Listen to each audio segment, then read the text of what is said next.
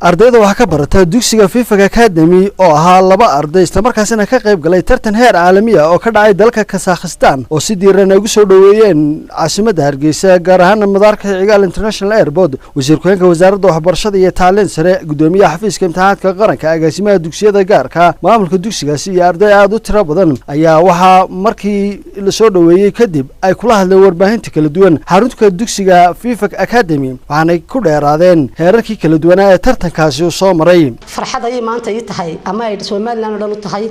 ardaydaas oo kaga qayb gashay magaca Soomaaliland inay kaga soo qayb galaan tartankaas labada inan Cabdikhaliq Cabdilaahi iyo Ibrahim Cabdiraxmaan labada inan oo midna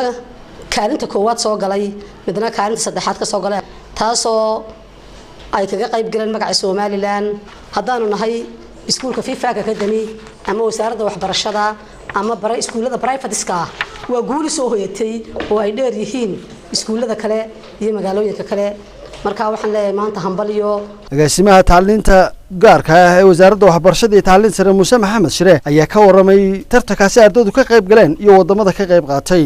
wadanka loo yaqaano Kazakhstan labada arday oo guul ka soo hooyay sida runta guushaasoo qof kastoo Soomaaliland ku nool uu bar ku leeyahay oo magaca Soomaaliland guud ahaan la wada leeyahay gaar ahaanna iskuulada sare ee Soomaaliland hoose dhexe iyo saraba labada inan oo la kala yiraahdo Ibrahim Cabdiraxmaan Maxamed oo ku guuleystay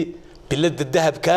iyo Cabdikhaliq Cabdilaahi Cali oo isna ku guuleystay bilada Maarta oo aad aragtaan inay ku xidhan yihiin laabtooda shahaadadoogina kuwan hor yaalla ay yihiin guusha waxa dadaalkeedii lahaa oo soo dhiciyay macallimiinta dugsiga FIFA iyo maamulkiisa guushana waa la wada leeyahay maskax gelinta iyo maalgelinta iyo cilmi gelintana waxa iska lahaa dugsiga sare ee FIFA horena loo yaqaanay Turkish Nile Academy macallimiinta aad iyo aad baanu dadaalkooda uga mahadnaqaynaa waayo cunta buuran halkay gashana buuran cilmina ballaaran halku galaana nuuran waynamadaas waxay maanta ku soo guuleysteen inay magaca Soomaaliland kor u qaadaan gudoomiyaha xafiiska imtixaanaadka qaranka Daawud Axmed Farax ayaa isna tilmaamay in qadiyada iyo jiritaanka madax banaanida Jamhuuriyadda Soomaaliland ay door muhiim ah ku leedahay waxbarashada iyo tacliinta dalka oo horumar sameysay Cabdikhaliq from Somaliland Ibrahim from Somaliland وأقول يعني وحوي دنيكي وحسكورة اعتراف كوا كاين نوع إنه ما تقانا ما كوا حلو باين إنه أقونتين هدين كوبتة إنه إنما ده وحنا هذا وهم بليانة وحكرون وهم بليانة يا معمولها سكول مستر حسين أردنا الشهان تركي كسر شيء ده يعني هديه دقنك وحسير رعي عرورتها قياس دقنك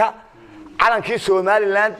أو دراسينا ما كانوا خنتي كوبها وحبر الشهان aad iyo aad baan u soo iyo waliba shaqaalaha Turkiga meesha jooga laakiin ay tiidii soo kala galeen caalamka oo isbareen oo Soomaaliya marka inuu dal jira oo aqoon leh oo isku filan yihiin bay adduunyada tuseen oo calankeedii oo laa ilaaha illa Muhammad rasuulullah baa meel walba ka babanayay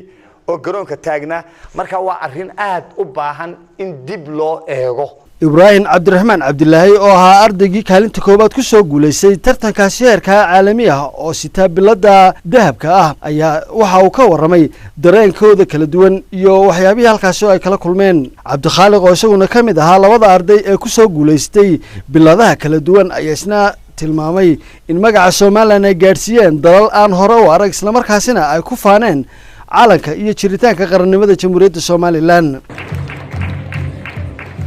Ibrahim Abdirahman Mohamed, Somaliland.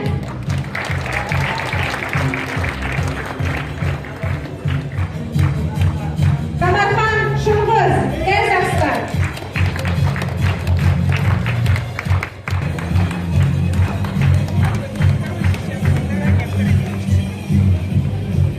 gabagabadii wasiir ku-xigeenka wasaaradda waxbarashada iyo tacliinta sare Axmed Xuseen Rooble ayaa tilmaamay in wasaaradda waxbarashadu dadaal dheeraad ah ka sameysay horumarka waxbarashada dawladda Soomaaliland ay ku dadaashay in ay kobciso isla markaasina tan ay ka mid tahay horumarka qaranku ku faanayo labadan inay Ibrahim iyo Cabdikhaliq yani guul weyn bay soo hooyeen midna bilad dahab soo qaaday midna bilad maara waa saddexdii bilood mid tii koowaad iyo tii saddexaad marka halkaana caalamka waxaynu ka helay guul weyn waxaanu ka helay aqoon badan oo la bartay wadankeena oo la yiraahdo Somaliland iyo calanka aynu leenahay ee taxwiidku ku qoran yahay inta waxa hirgeliyay labada arday iyo maamulaha dugsiga iyo labada macallin ee raacay iyaguna ee sii qaatay marka horeba calamaanta astaanka Somaliland ay halka la tageen marka waxa la isweydiinaya kulli qofku markuu soo kaco ama uu meesha magac ku yeesho muuqdo waa la isweydiiyaa halku ka socda halku ka yimi halku yahay waxa la nooran jiray Soomaaliya calan buluuga weyn baa la hor wadi jiray maanta daba kaliya keenno kaliya ka babanayay Soomaaliyana kama soo qayb gelin taasina waxay noo tahay guul labaad oo aynu helay laakiin xukuumadeenu inay horumarin sameysay xaq manhaj iyo xaq waxbarasho iyo xaq development kale mashaariicda inay dalka wax ka qabatay waa cadaan iyo taasi